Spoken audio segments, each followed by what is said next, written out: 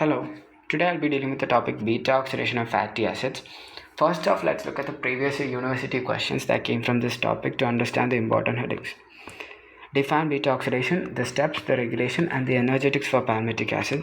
Beta oxidation of palmitic acid, beta oxidation of palmitic acid and its energetics. You can see that palmitic acid and its oxidation is being repeatedly asked since 2022. So we'll be focusing on that. Let's enter the topic beta oxidation. This will be a lengthy video because beta oxidation is a lengthy process.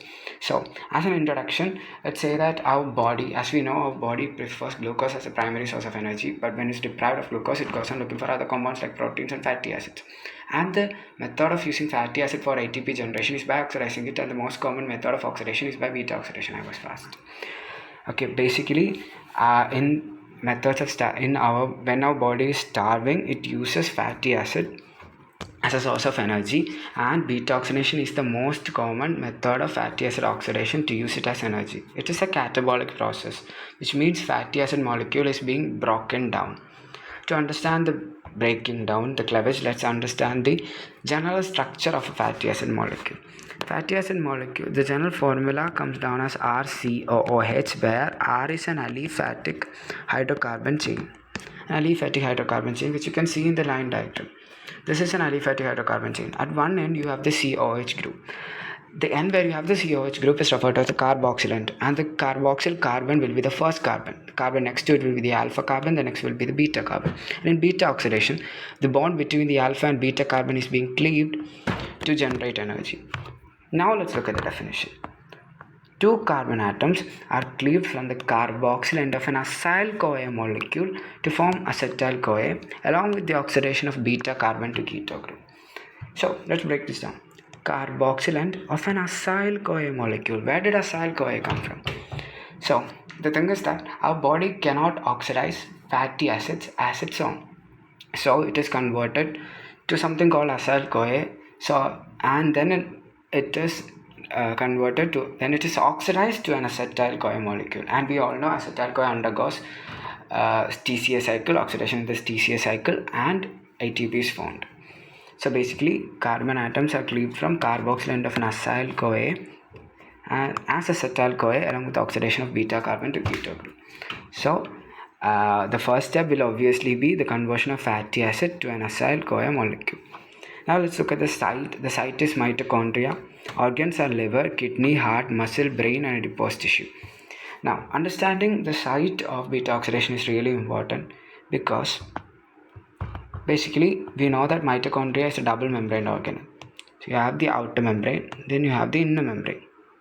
The thing is that the oxidation of fatty acid to acyl-CoA happens outside, in the cytoplasm, and then you have the acyl-CoA molecule just waiting here. The thing is, it needs to be transported into the matrix of mitochondria so that beta oxidation can actually happen, and this is done by certain carrier proteins, certain translocase proteins in the membranes, both the outer and the inner membrane of mitochondria. This is important to understand because the process of transport of acyl-CoA from outside of the cytoplasm to inside of the mitochondrial matrix is summed up as preparatory steps of beta oxidation. Now, as I've said, preparatory steps, the steps of beta oxidation can be divided as two: preparatory and the actual beta oxidation proper. Preparatory steps is basically first of all, converting fatty acid to acyl-CoA or active fatty acid, and then this active fatty acid is transported from cytoplasm to the mitochondrial matrix, and then beta oxidation happens in the mitochondrial matrix. This is a general diagram to understand the process. You have the cytoplasm here. This is mitochondria as a whole. This is the outer mitochondrial membrane, the perimitochondrial space, inner mitochondrial membrane, and the mitochondrial matrix. The process starts in the cytoplasm. As I've said, you have the free fatty acids lying around in the cytoplasm, which is acted upon by an enzyme in the outer membrane of mitochondria called acyl-CoA synthase or thiokinase to form acyl-CoA.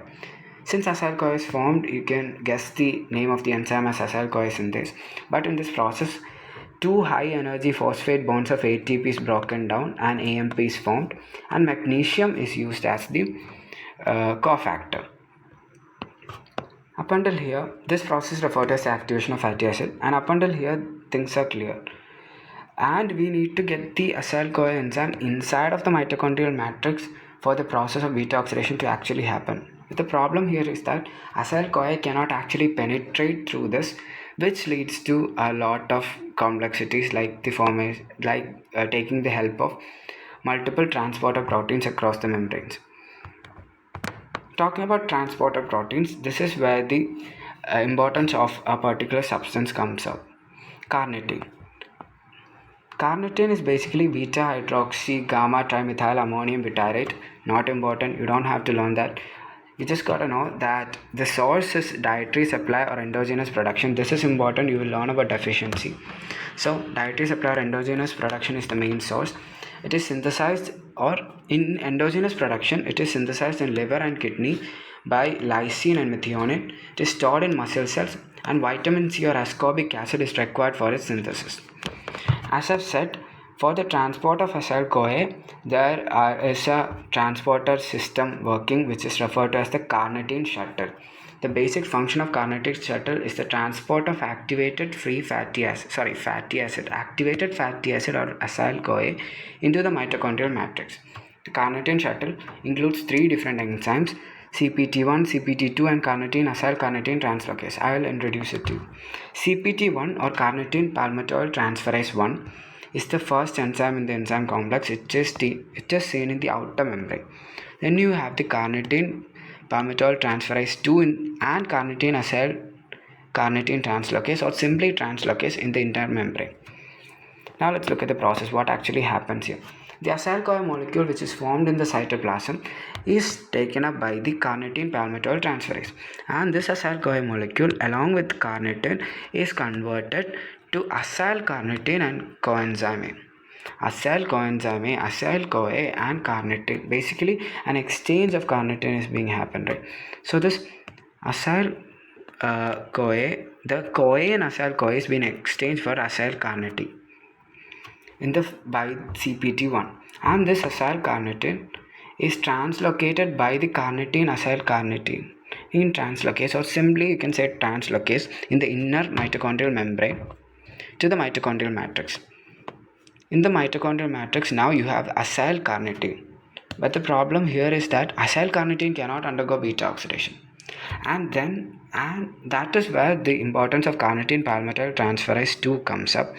And CPT2 helps in the conversion of acylcarnitine back to acyl-CoA. This is done by combining acylcarnitine with CoA or coenzyme A, and the coenzyme is transported to acyl group, and the carnitine is left as free carnitine. So here you have the acyl-CoA basically inside the mitochondrial matrix. Acyl-CoA from outside is basically transported to acyl-CoA inside, but through a series of different steps. Now, this acyl-CoA will undergo beta oxidation. Now let's look at the topic proper, that is beta oxidation. Beta oxidation includes basically 4 steps, and then the formed acetyl-CoA, as I mentioned before, will undergo further cycles. By further cycles, I mean the TCA cycle or the Krebs cycle. Let's look at the beta oxidation or topic proper. The site, as I mentioned, is mitochondrial matrix. You have 4 steps here: FAD linked dehydrogenase, hydration, NAD plus dependent dehydrogenase, and cleavage. You can just think of it as this. Dehydrogenation is a process by which hydrogen is removed. A process where hydrogen is removed, we can name it as oxidation, right? So it is basically oxidation, hydration, oxidation, and cleavage. There are 2 oxidations, hydration and cleavage. And in the first oxidation, you have FAD linked to it, and the second oxidation, you have NAD linked to it. You can think of it that way. So the acyl-CoA molecule is now transported from the cytoplasm to the mitochondrial matrix by the carnitine shuttle, right? Now let's look at what this acyl-CoA molecule actually undergoes. So at first, the acyl-CoA molecule is converted to trans delta 2 enoyl CoA then to L-beta hydroxyl acyl CoA, then to beta keto acyl CoA, and then this beta keto acyl CoA is split to acyl CoA and acetyl CoA, and the acetyl CoA undergoes TCA cycle. So the thing here is that the first enzyme that acts upon will be a dehydrogenase, right? So acyl CoA is being dehydrogenated, so the enzyme will be acyl CoA dehydrogenase.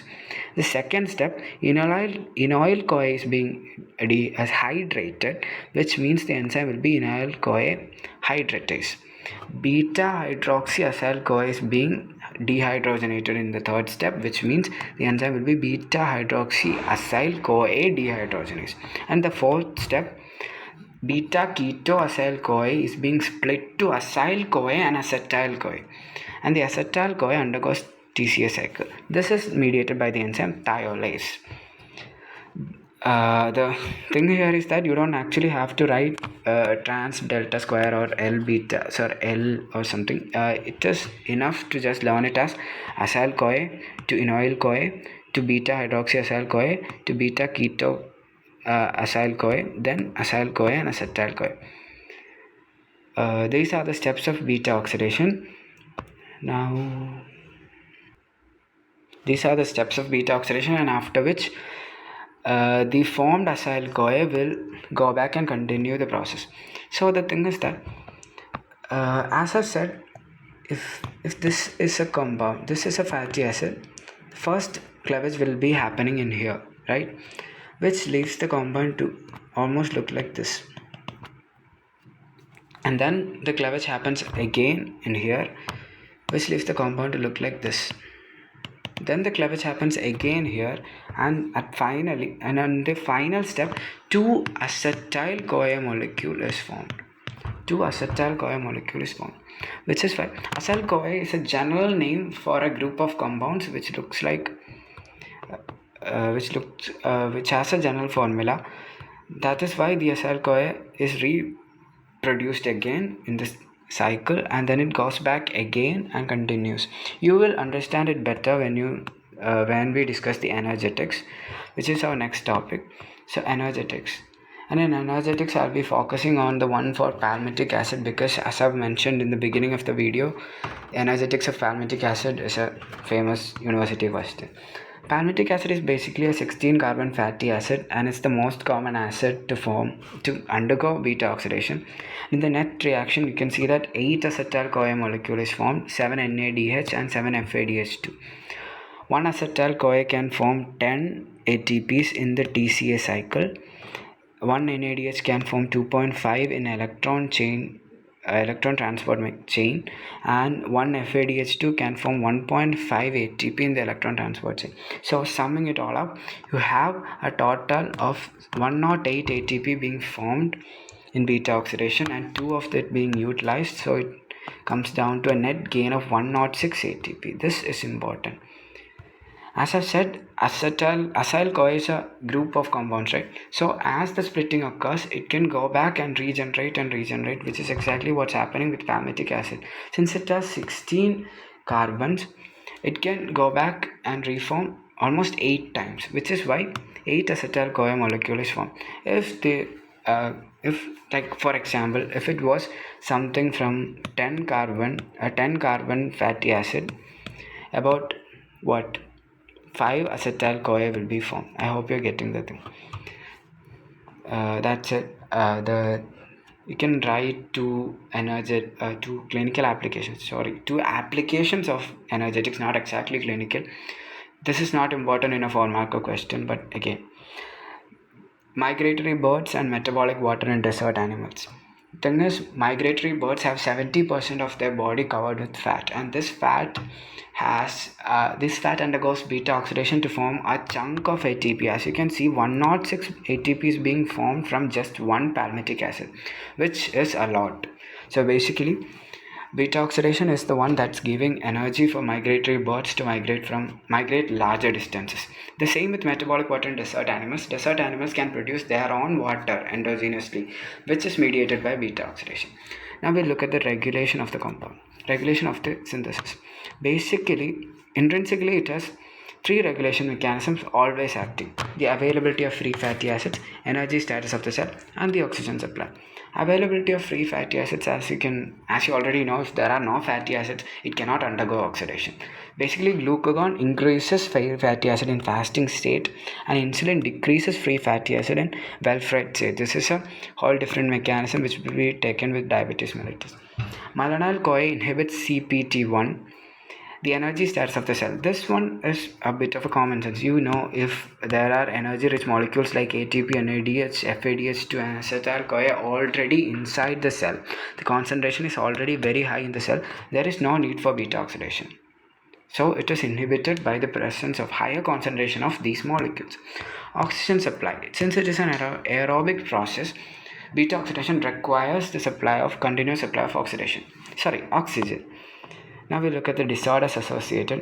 You have to just define, there are 5 basic disorders: MCAD deficiency, carnitine deficiency, translocase deficiency, Jamaican vomiting disorder, organic aciduria. You just have to expand on MCAD and carnitine deficiency. The thing is that disorders associated with beta oxidation beta oxidation pathway is not commonly seen in clinical practice, so you don't have to go on expanding on all of this. Just write a note on the most common one among these, which is MCAD deficiency and carnitine deficiency.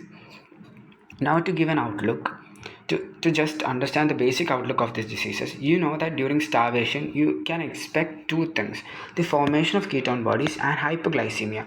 Why hypoglycemia? Because, as I said, it is starvation. There is less glucose. Less glucose means less glucose in the serum. Less glucose in the serum causes hypoglycemia, and less glucose in the serum means that our body goes on looking for other compounds like protein and fatty acids. So formation of ketone bodies can also be expected. In a normal condition, this lead to hyperketotic hyperglycemia. Hyperketotic due to the formation of ketone bodies. Hypoglycemia. Hyperketotic due to the formation of ketone bodies, and hypoglycemia because there is less glucose in the body of the person. But the thing with these disorders is that, I'm going to straight up go to this, you will see hypoketotic hypoglycemia. Why? Hypoglycemia because the patient already lacks glucose, right? But hypoketotic, it becomes hypoketotic because there is no mechanism for oxidation of fatty acids, so ketone bodies will not be formed. So the patient will show hypoketotic hypoglycemia. So now, MCAD deficiency is a genetic disorder. It's an autosomal recessive disorder. MCAD deficiency is medium chain fatty acid acyl CoA dehydrogenase deficiency. Medium chain fatty acid acyl CoA dehydrogenase. This was a general reaction. As I've said, this is general formulas and general enzymes. So medium chain as a medium chain fatty acid acyl CoA dehydrogenase means that there is a block in this particular step. The acyl CoA dehydrogenase for medium chain fatty acids are not being transcribed or produced in the person's body, which means that beta oxidation is stopped in the first step itself, which causes the extra accumulation of medium chain carboxylic acids, medium chain fatty acids, and acyl carnitine in the patient's urine, which will be one of its clinical features. There will be hyperammonemia too. Why does it cause hyperammonemia? So now we know that these fatty acids get deposited in the liver, right? The deposition in the liver will cause or inhibit normal functioning of the liver, which causes liver damage. Liver and damaging of the liver increases the amount of ammonia in the blood because liver is connected to detoxification of ammonia, urea cycle, right? So when liver cells, hepatocytes, are being destroyed by over deposition or uncontrolled deposition of medium chain carboxylic acids, hyperammonemia occurs. These are the two clinical features of MCAD deficiency. Now, this is usually diagnosed even from infancy, and the most common method of treatment is by frequent feeding, avoidance of fasting, and by carnitine supplementation. As I've said, if you are avoiding fasting and you have fed the person well, there is no need for the body to go looking for other compounds for oxidation, right? So the clinical features of MCAD deficiency can be avoided or treated by frequent feeding and avoidance of fasting. Now the second disorder will be carnitine deficiency. Here again you will see hypoketotic hyperglycemia. The thing is, fasting causes beta oxidation, as I've said before, which should cause the formation of acetyl-CoA, which should undergo two processes, gluconeogenesis and ketogenesis, which should form both glucose and ketone bodies, right?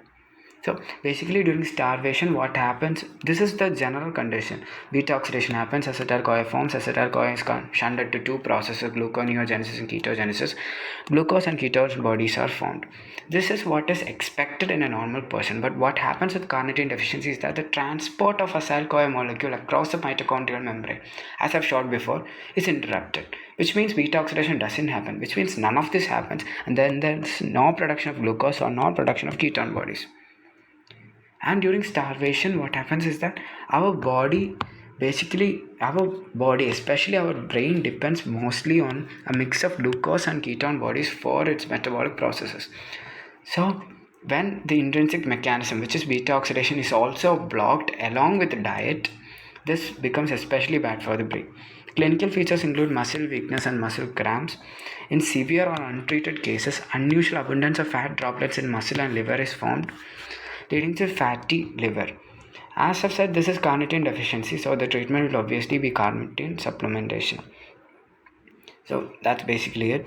I hope you understood the thing. The major thing that we were to be discussing was the regulation and the energetics of palmitic acid, which I hope I've covered. So when a question is asked about beta oxidation, you have to first mention the introduction. In the introduction part, you can write the definition, and then you can mention that it has two steps, preparatory and beta oxidation, and you can draw a diagram to show the transport, the preparatory step, and then the beta oxidation. The steps can be enumerated, and then you have to write the energetics, the regulation, and any two disorders, and your answer will be over. So thank you.